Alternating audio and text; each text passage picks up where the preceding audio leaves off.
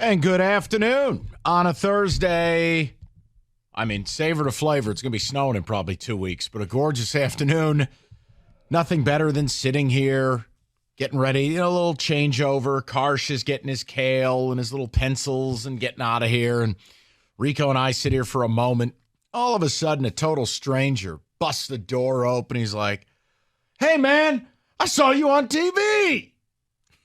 And Rico begins holding court with a total stranger. It's O'Neal Stevens. He's on the other side, on the J side. Stranger. Don't know any of those people. The point is, you didn't tell us about a TV appearance?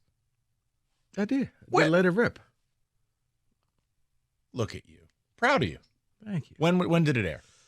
It was last Thursday. We didn't pull the audio from this? I mean, that's a treasure trove. I think it's still on. What was the topic? What do you think the topic was last week? It was Mel Tucker. I don't know. Mel Tucker. Sorry to hear that. You're right. Well, I was probably wondering. I was like, every question was like, why do I keep getting all these sex questions? Like, seriously, guys, ask me something different. So, yeah. You've already done your work for 4 hours. I hope you realize that. That's simple. As complex as the duties of a GM or any player personnel, head scout, team president, as complex as that is, what will excite me is rather simple. If and when you show me Chris Ilitch spending money, I need Scott Harris empowered to do his job. And that happens with trades and signings, winter meetings, and beyond. Yeah. No disrespect to Jeff Greenberg. His brain is 3 times the size as mine. He might be a brilliant man. If we're going to get a meaningful leap forward beyond competing for a division, you got to spend some money. So I'm not saying they won't, but I'm sure as hell not ready to tell you they will. I need to see it if you want me to be excited. See, I guess for this, I like this move because it's saying to me that Harris realized mistakes were made. What do you mean? Trade deadline, I didn't get it done. Maybe if I had another smart person in the room with me, they could have kind of pulled me aside and say, hey, let's have a plan B in place. Let's do this instead of just, no, I can fix this. I can fix this. And you didn't get it done. This tells me going into winter meetings, there's another person in the room who can come up with different ideas and different scenarios for this team. Now, you're right. You got to spend the money. But I like the fact that you brought a lot of people, Mike, their egos aren't big enough to bring smart people and surround themselves with them because you feel threatened. I like this, that Scott Harris is saying, maybe I'm biting off more than I can chew. I need somebody else in here to help me. So, hey, Jeff, I'm going to offer you this job as GM and come in here, help me, especially before the winter meetings happen, because I do think that this is going to be a gigantic – if the Tigers do this thing right, the division is yours for the taking. Oh, division's bad. And that division's not going to change anytime soon.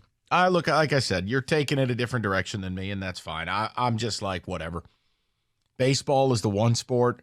There are so many cooks in the kitchen. There are so many people that setting up a system in baseball is so different from any other sport.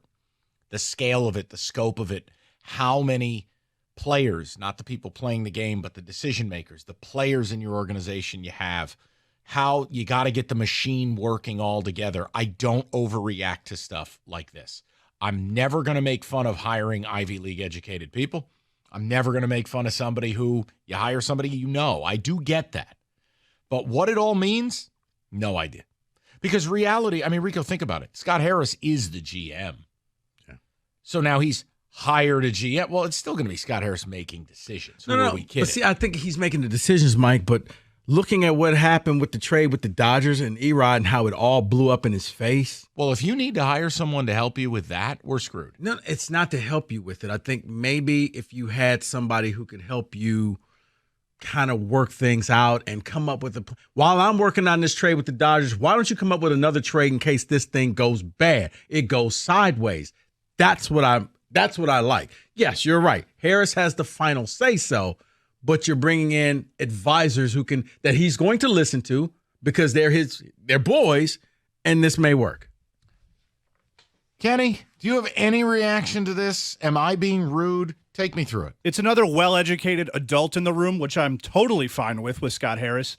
I generally lean more with you, though. Is Chris Ilitch going to spend money? That's ultimately what this is the Scott Harris era of the Tigers is going to come down to. That's all we're going to judge this on, because if he doesn't, he could hire 8 new GMs, and it's not going to work. Yeah, and again, you can cheat the system. You can, the Orioles haven't spent a lot. Well, here's the thing. The reality is the Orioles were bad for a long time. They had a great minor league system filled with young superstar hitters. If they intend on staying good, they're going to have to spend a ton of money. So it does come to dollars and cents. The only team that's able to do it year in and year out without expenditures is the Tampa Rays. And I think trying to emulate them is a fool's errand.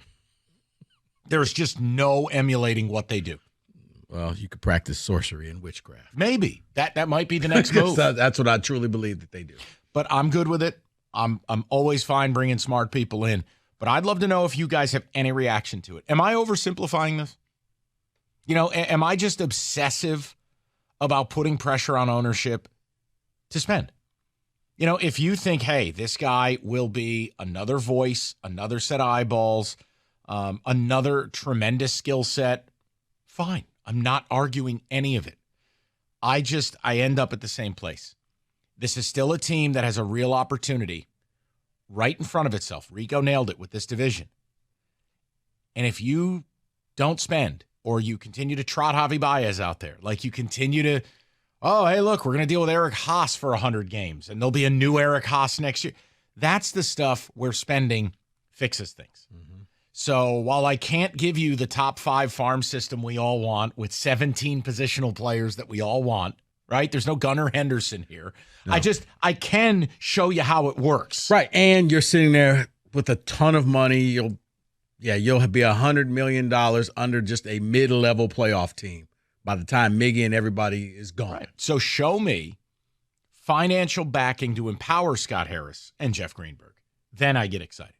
The move itself, I'm not a negative word has left my mouth. But you want me to be excited? No, not excited, Mike. But you look at maybe this is the precursor of we're going to be doing some things this winter. I need another set of eyes and ears in this room to help me out. Show me. 248-539-9797. We'll get some ticket texts. We'll get some phone calls as well. Lions, we're going to get to it at 3 o'clock.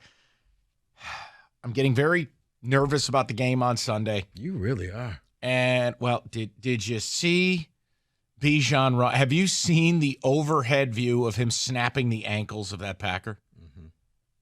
It was, yeah. What if I told you the best player in that stadium Sunday is Bijan Robinson? No. It's Jahmyr Gibbs, man. Come on. Is it now? 248-539-9797. Marvin Jones. I'm not saying the number again. We'll get to your calls. We'll get the ticket text. We'll get to the Lions at 3.